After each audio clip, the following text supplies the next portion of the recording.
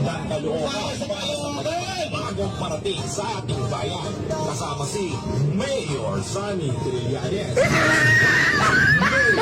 Ayan yung idol yung Trililing, di ba? Tumakbo yan ang mayor sa Caloocan dati. Hindi na nga halos pinapansin ng mga tao doon kaya hindi nanalo yan. Tapos ngayon, kahol ng kahol. Grabe yung mga paninira niya sa mga Duterte, sa mga kalyado. Kinakasuhan niya sila BP Sara, puro mga kasinungalingan yung mga ebidensya, puro mga gawa-gawa, di ba? Siya yung nagproseso, kaya napadala si Tatay Digong sa dahig. Kasabot yan sa yung pabalik-balik doon sa dahig, di ba?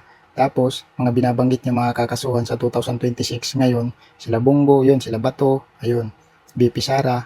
Kasi nga, ang laki ng galit niya sa mga Duterte kasi tinanggihan niya dati ni Tatay Digong maging Vice President. Kasi kilala ni Tatay Digong na walang matinong gagawin sa Pilipinas. Kasi nakasuhan nga ng rebellion yan eh. Sinugod niya yung Makati Peninsula dati, di ba? Sa panahon ni Gloria Arroyo. Kaya paano siyang pagtitiwala ni Tatay Digong? Eh, kilala na siya.